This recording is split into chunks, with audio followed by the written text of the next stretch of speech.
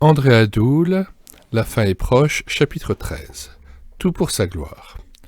Qu'en toute chose, Dieu soit glorifié. 1 Pierre 4, chapitre 11.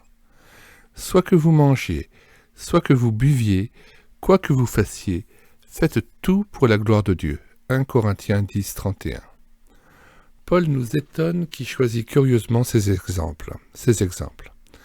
Il nous invite à manger et à boire pour la gloire de Dieu. Pensez donc. Il n'y a pas d'acte plus banal que celui de manger ou de boire. Éclater en louange pour quelques gorgées d'eau rapidement absorbées plusieurs fois par jour paraît plutôt déplacé, en tout cas peu digne d'un grand Dieu, créateur du ciel et de la terre. Convenons qu'il est des faits, des actions, des circonstances, des coïncidences même d'une autre importance qui nous forcent à exalter le Tout-Puissant. Si, mourant de soif en plein Sahara, je découvre miraculeusement devant moi un filet d'eau sortant des sables calcinés, il est évident que je bondirai de joie et glorifierai de tout cœur la Providence. Accordée dans de telles circonstances, l'eau devient un bien vital, infiniment précieux, et l'on se montrerait bien ingrat de ne pas y voir l'intervention du ciel. Mais je vous le demande, dois-je m'obliger à exalter le Seigneur chaque fois que je bois un verre d'eau, alors qu'elle coule abondamment à tous les robinets de ma demeure et à toutes les fontaines du voisinage? Mais oui, il faut lui en parler et l'exalter quelle que soit la dimension du don reçu. Tout acte d'obéissance, si petit soit-il, honore Dieu et le glorifie. Quelqu'un a dit « Nous ne voyons pas le bien que Dieu nous fait, parce qu'il ne cesse jamais de nous faire du bien. » Je répète, nous ne voyons pas le bien que Dieu nous fait, parce qu'il ne cesse jamais de nous faire du bien. Rien ne frappe moins la conscience qu'un bienfait continu. On n'est pas reconnaissant à l'eau de couler sans cesse, ni au soleil de se lever chaque matin.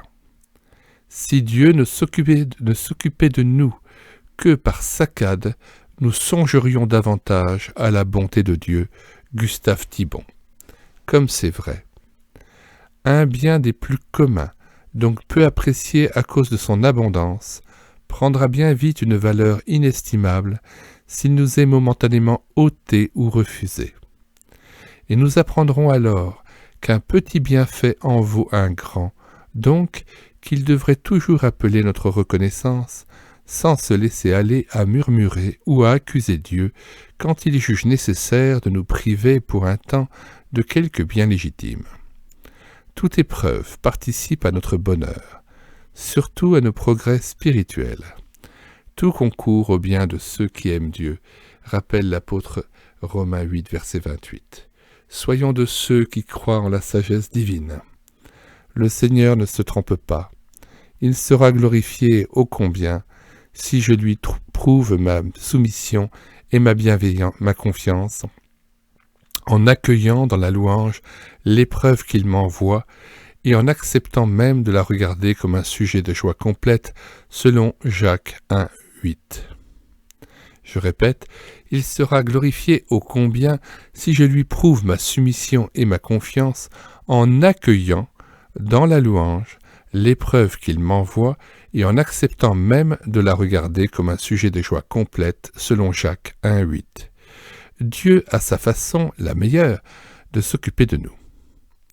Je reçus un jour d'un chrétien, s'il vous plaît, une lettre plutôt désagréable, en tout cas injuste, et qui me faisait subir quelques pertes. Naturellement, je fus contrarié, maussade et plein de mauvais sentiments, bien que j'aie demandé à Dieu avec insistance de m'apaiser et d'enlever toute mauvaise pensée à l'égard de ce frère.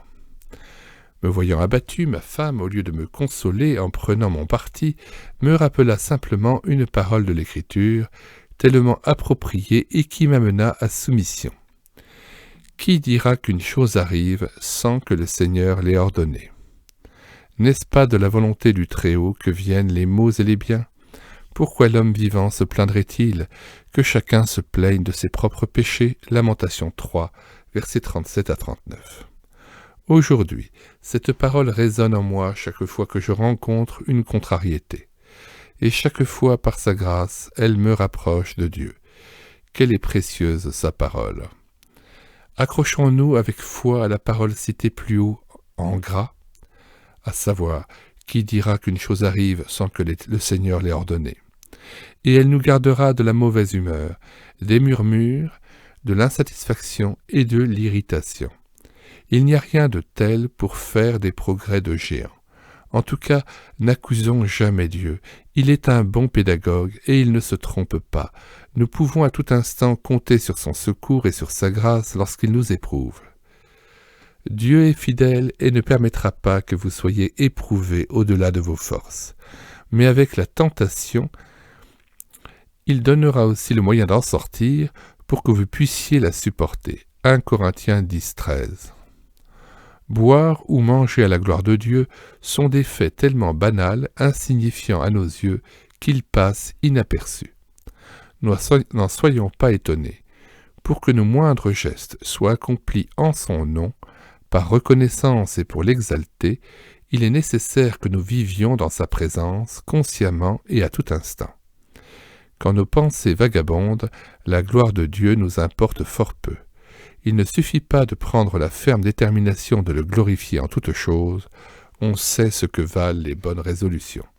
Encore faut-il que nous nous efforcions de marcher devant le Seigneur, instant après instant, sans pour autant ajouter foi en nos efforts, même les plus soutenus. Sans la grâce de Dieu, il reste vain. Il est évident que si j'oublie celui que je veux honorer, j'oublierai du même coup de répondre à son commandement, celui d'accomplir toute chose pour Dieu, même la plus humble et la plus terre-à-terre. En comptant sur la grâce de Dieu, soyons résolus à regarder toute épreuve, toute privation, tout émondage, comme un bien nécessaire, comme un bien fait du ciel, destiné à nous ouvrir les yeux sur la grandeur de Dieu, son infinie sagesse et son amour sans bornes. L'épreuve a une valeur pédagogique certaine. Mais attention, comme le feu, elle purifie ou elle racornit. Tout dépend de la façon dont nous l'accueillons. L'apôtre Jacques n'y va pas de main morte, semble-t-il, lorsqu'il nous invite à considérer toute épreuve comme, entre guillemets, un sujet de joie complète. Rien ne glorifie autant le Seigneur qu'une épreuve acceptée avec reconnaissance et louange, fruit de la joie.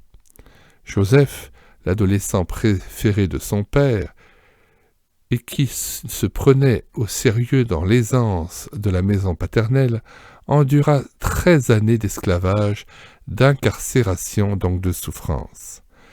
Rudes épreuves auxquelles il se plia. À la longue, elles en firent un serviteur de Dieu exceptionnel.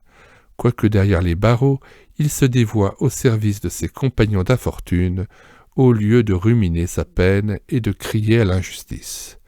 Aussi fut-il rendu capable de lire sur les visages la peine des autres, en particulier celle de l'échanson et du panetier, point de départ de son élévation, Genèse 40, verset 6. Qu'en toute chose, Dieu soit glorifié, 1 Pierre 4, verset 11.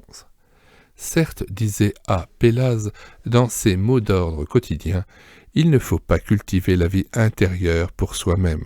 Ce serait de l'égoïsme raffiné, mais dans le but de mieux glorifier Dieu. Cultiver sa vie intérieure à l'heure de la joie, à l'heure de la souffrance, à l'heure du service, à l'heure du loisir, par la parole et par le silence. C'est prendre place dans l'immortelle phalange de ceux qui s'appliquent à demeurer en Christ pour que le Père soit glorifié. Soit que vous mangiez, soit que vous buviez, quoi que vous fassiez, faites tout pour la gloire de Dieu, 1 Corinthiens 10, 31. Qu'en toute chose, Dieu soit glorifié, 1 Pierre 4, 11. Reprenez ces deux paroles en soulignant « faites tout ou toute chose ».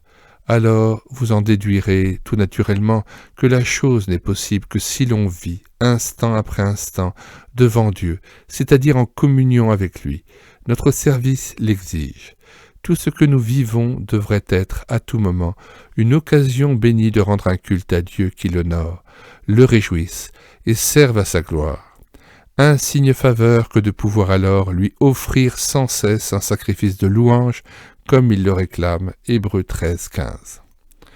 Dans la Bible, le verbe servir signifie remplir une fonction sacerdotale, laquelle s'accomplit toujours dans la présence de Dieu, dans le sanctuaire.